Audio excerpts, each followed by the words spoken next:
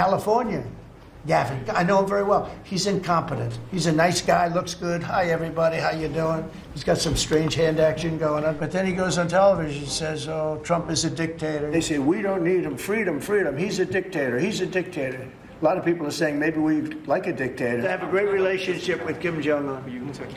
I hope it stays that way. I understand him. I spent a lot of free time with him talking about things that we probably aren't supposed to talk about. It's a little weird, to be honest. There's a little something shaky going on there. So the line is that I'm a dictator, but I stop crime. So a lot of people say, you know, if that's the case, I'd rather have a dictator. I hate to say it because it sounds so ridiculous, but in the last 11 days, we've had no murders.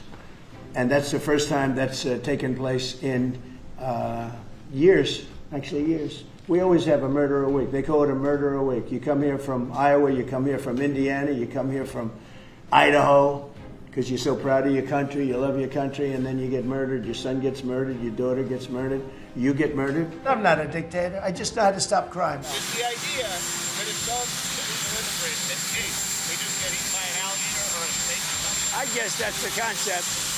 This is not a nice business. The snakes are fast, but alligators are big. We're going to teach them how to run away from an alligator, okay? If they escape prison. How to run away. Don't run in a straight line. Run like this. And you know what? Your chances go up about 1%. Pete Hegseth has been incredible. You are the peace president? With the, as I call it, the Department of War. My platoon in Guantanamo Bay, our motto was, those who long for peace must declare for war. We must prepare for war. You know, we call it the Department of Defense, but between us, I think we're going to change the name. You want to know the truth? I think we're going to have some information on that maybe soon. On the Department of War, how do you plan to do that? It requires an act of Congress to rename the Defense Department to the Department of War. We're just going to do it. You know, Department of Defense, we won the World War I, World War II. It was called the Department of War. And to me, that's really what it is. I'm talking to the people. Everybody likes that. We had an unbelievable history of victory when it was Department of War. Then we changed it to Department of Defense. The fish, the carp, the China carp. Did you ever hear of it? China carp, the Great Lakes. This is a big problem that nobody ever talks about. Most of you probably have never heard of. We have a pretty violent fish that comes from China. China carp. Every time I do this with you people are saying to yourselves, he's right, and then you write a negative story. So the mayor of Chicago, I watched him this morning, he said, Trump doesn't know what he's talking about. He only apprehended 9 people. Well, number one, that's false. It's thousands. We took guns away. We have some of the worst career professionals out of the country already.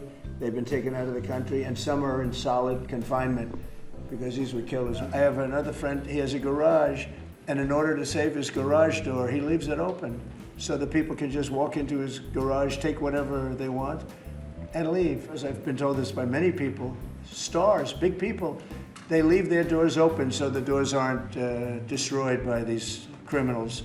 All over Los Angeles this is taking place.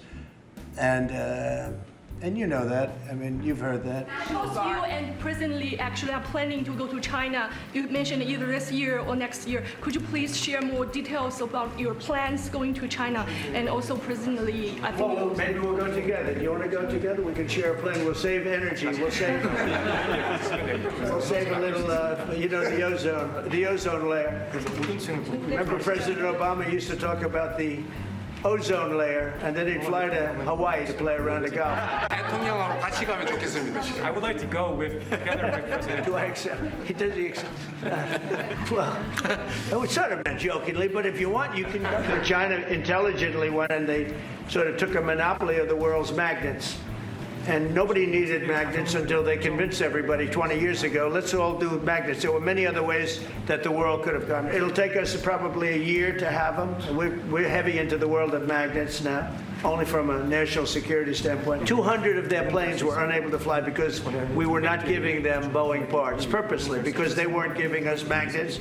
Therefore, we weren't giving them. But we have a much more powerful thing, that's tariffs. If we want to put 100%, 200% tariffs on, we wouldn't do any business with China. And, you know, it would be okay, too, if we had to. But the magnet situation, We have tremendous power over them, and they have some power over us with magnets. We're going to have a lot of magnets in a pretty short period of time.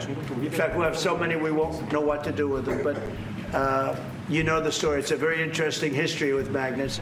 We're going to have a great relationship with China. I mean, it's happening. You see it. It's happening. They have some cards. We have incredible cards, but I don't want to play those cards. That would, if I played those cards, that would destroy China. I'm not going to play those cards. We stop 3 wars, go to Africa. They like to say, oh, you know, I love black people. And I did great with the vote with the black people. But they say, he's a racist, he's a racist. I said, really? For 35 years, a war raged between Rwanda and the Republic of the Congo. And it was a vicious war. 9 million people were killed with machetes, largely. Hatchets, machetes. There's only one thing I wish for, that Nobel Committee finally gets its act together and realizes that you are the single finest candidate since the Nobel Peace, this Nobel Award was ever talked about, to receive that reward. Beyond your success is game-changing out in the world today. And I hope everybody one day wakes up and realizes that. They call me the president of Europe, which is an honor. I like Europe, and I like those people. Excuse me, I think Gadi Saralta had something he wanted to give you on behalf of all the law enforcement who are out there every single night. Yes. Thank you for putting me in charge of this surge as the director of the United States Marshal Service. It's the oldest law enforcement agency. It was created in 1789. So on behalf of all the federal law enforcement agencies that we're working with and those that have yet to join the team, we thought it was only appropriate to present you with an honorary United States Marshal Service badge. And this badge comes with this little item right here, which is a handcuff key, Mr. President, because you continue through your policies and your efforts with your staff to unhandcuff law enforcement officers all over this nation. And I can tell you personally that they thank you for that. 정말 세계사적인 평화의 메이커로서의 역할을 꼭 해주시기를 기대합니다. And I would like to mention that the only remaining divided nation in the world is the Korean Peninsula.